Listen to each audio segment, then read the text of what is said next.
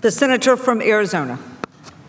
You know, Madam President, as I was watching the back and forth here on the floor of the Senate, I couldn't help but notice that my three colleagues on the other side of the aisle there and I have roughly the same amount of time here in the United States Senate. In fact, the distinguished majority leader and my friend from Illinois and I came to the House together way back more than 30 years ago. And when I came to this body and when they came to this body, we had leaders. We had leaders. And you know what those leaders used to do? They would say at the beginning of the week that we're going to take up a certain piece of legislation and we're going to work through it. We're going to do what the Senate does. We're going to have amendments proposed, and we're going to have votes on those amendments, and we're going to have the Senate a deliberative and debating organization, praised as the greatest debating institution in the world, although that probably isn't true. And Senator Byrd, distinguished majority leader, Senator Mitchell, distinguished majority leader, you know what they would say with Senator Lott, Senator Dole? You know what they'd say? They'd say, we're going to take up a bill and we're going to have amendments and we're going to have debate and we're going to have votes and then we're going to vote on final passage. For 30 years, that's how I have watched the United States Senate function. Now we have a humanitarian crisis on our border, a humanitarian crisis of incredible proportion, where thousands of young people, while they're being transported by these coyotes, young women are being raped, they're falling off trains, terrible things are happening. And what are we presented here in the United States Senate? I say shame on you. I say shame on you for not allowing those of us who represent the states that are most affected by this to have an amendment voted on. I mean, that is unbelievable to me. We put together, and I say with great respect to the senator from Maryland, saying that we don't legislate on appropriations, excuse me. Excuse me. We have legislated a lot on appropriations, mostly to my dismay. For year after year, I've watched legislating on appropriations. As a member of the Defense Authorization Bill, it's caused me heartburn time after time after time. So please don't, please. I've been around here too long for you to tell me, well, we don't legislate on appropriations. I want to have some amendments debated. I want to be able to tell the people of my state that are being flooded by immigrants, I want to be able to tell them that I had a proposal representing them here in the United States Senate, and I wanted it debated, and I wanted it voted on. Is that a hell of a lot to ask here? I don't think so. I don't think so. This is a crisis of proportions that we have seldom seen the likes of which.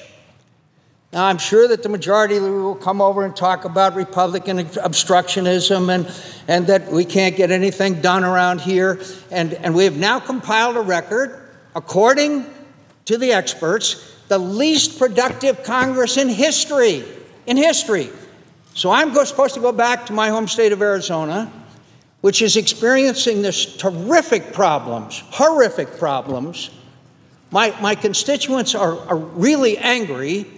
They expect me to come here representing them in the United States Senate and debate and have their views and their desires and their ambitions and their representation here in the United States Senate. And what have we done? What have we done? The parliamentary situation is that there will be no amendments that will be allowed to be debated or voted on, no matter what. The senator from Maryland said, well, we don't legislate, we appropriate. We have some amendments on money that would either reduce or increase the amount of funding. Are we going to be able to have that amendment voted on? Hell no. We're not going to be able to have a single thing voted on, and everybody wants to get out of town, so sometime tonight or maybe tomorrow, we're going to close up shop and we're going to go home. And the humanitarian crisis goes on. It goes on. What about these children? Are they going to be enticed by coyotes from their families to give a year's salary to transport them from one of these countries to the United States of America? Are untold number of young women going to be raped along the way? Are there going to be kids that fall off these trains? Is that what's going to happen? And we're going to go for 5 weeks without debate on a single amendment. Not a single one. What kind of an institution is this?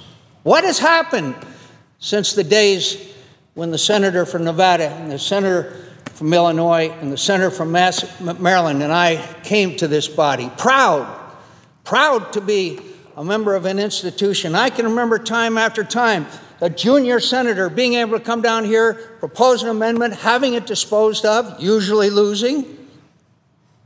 But at least I was representing the people of my state.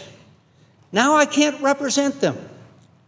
I can't give them what they feel that they deserve here in the United States Senate.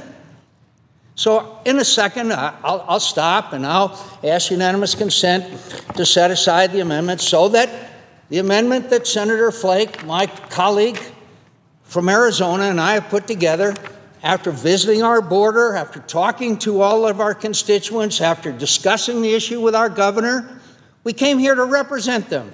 How can I represent them if I'm not allowed to express their beliefs and their ambitions and their desires to help solve this problem?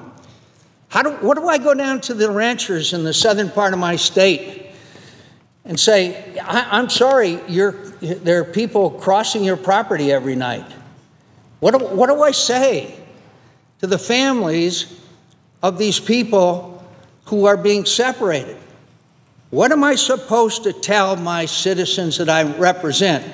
That I came here to ask unanimous consent for something that I know is going to be objected to?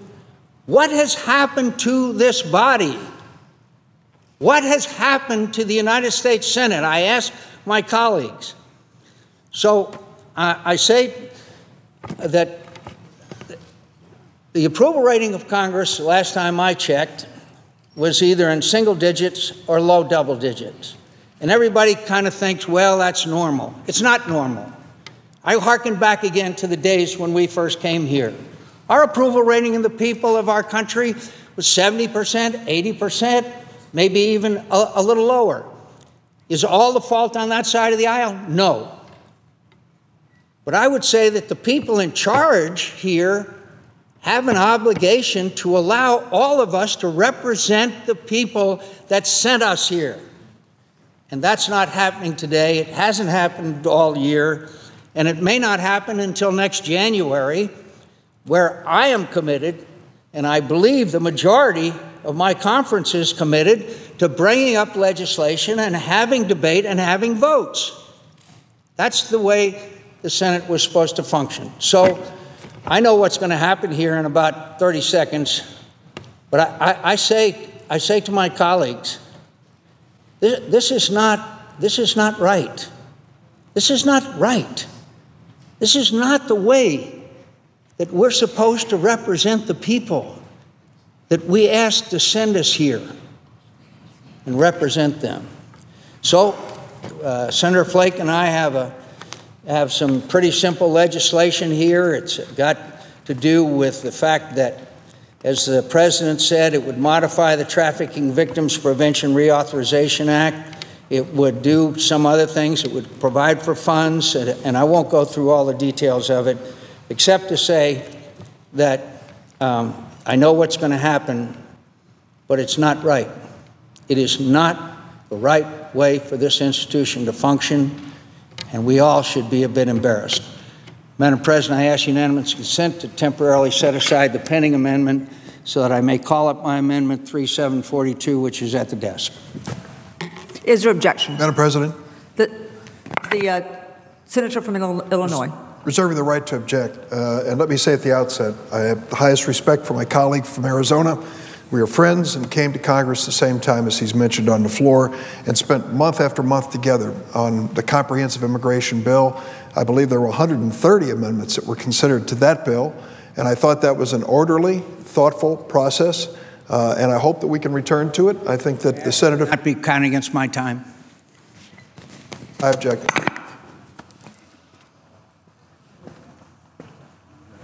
Objections heard. The senator from Illinois. Madam President, this is what we're facing. The president has come to us facing a crisis at the border. He has not asked us to change the law. He's asked us for the resources for the Border Patrol that has to process these children coming in, and for the Health and Human Services Agency, which wants these children, some of whom are toddlers and infants, are in our country, that they be treated humanely. He's asked us for the resources for that purpose. And he's also asked us initially for some resources to get to the heart of the problem, which Senator Cornyn of Texas has acknowledged. The heart of the problem is not in the United States. The problem is in Honduras, El Salvador, and Guatemala. And there is clearly a crisis situation there. What Senator Mikulski, the chairman of the Senate Appropriations Committee, has done is to reduce the president's budget request by $1 billion, if I'm not mistaken, and said we will respond to this emergency request with these resources and realize that more is going to be done. Now, on the other side of the aisle, the senator from Texas, the senior senator from Texas, has come in and talked about changing immigration law. He was kind enough to acknowledge that we made an effort at changing immigration law right here on the floor of the Senate over a year ago with 68 votes. 14 Republicans joined the Democrats in a comprehensive immigration bill. The senator from Texas acknowledged he didn't vote for it. Had he voted for it, he would have voted for the most dramatic increase in border security in American history, but he voted against it. That's his choice. I respect his judgment. But to come to us today and say, now we've got to vote again on border security. He had a chance. The Senate passed it. What happened to the comprehensive immigration reform bill? It made it over to the House of Representatives and disappeared in a vapor. It was never called for consideration. So it isn't as if we have ignored the problems of immigration. We addressed them forthrightly in a bipartisan fashion, in a comprehensive fashion, and the House of Representatives refused to even call the bill. Let's go to this particular issue. The heart of the problem is clearly in 3 Central American countries that are so lawless that people are desperately sending their children to the United States of America. We have to deal with that issue, and we are. The president has dealt with it. The vice president has visited those countries. Last week, the presidents of all 3 countries came here, so to say the president's doing nothing about the cause of the crisis is not accurate. The president's addressing it directly to discourage any more children from making this dangerous, deadly journey, number 1. Number 2, I hope we all agree. No mercy for these smugglers, no mercy for these coyotes who are exploiting these families and sadly abusing many of these children. But number 3, and the president has made this point, we have an obligation. When a child is entrusted to you, people stand in judgment of how you treat that child. We have many children now entrusted to us on a temporary basis. The president's asked for money that they be treated humanely on a temporary basis. Not an unreasonable request. Time and again, America has responded to crises around the world, families and children that are victim of war, earthquakes, tsunamis, virtually every natural disaster. We have been there. America has a reputation for being there. Now that children are at our border, will we do anything less? What we are doing with the bill before us, a supplemental bill, is providing enough money for humanitarian care and still working on the root causes of the problem. I think that's responsible. I hope we do not leave here this week having failed to come up with this money. I hope we provide the resources to this administration. I hope that my colleagues on a bipartisan basis will do 2 things. Vote for this emergency appropriation, and secondly, let's join in a thoughtful discussion about how to pass a comprehensive immigration bill which includes this aspect, asylees and refugees. I yield the floor. The senator from Arizona. I think I've said enough with enough emotion, but I'd say to my friend from Illinois, the way you have a thoughtful discussion is to have debate and amendments and votes. That's generally the accepted way. You want a thoughtful discussion. I want a thoughtful discussion. Why can't we just accept the fact that we should go forward with our amendments and have debate, and then that way we can best serve the American people? I yield the floor.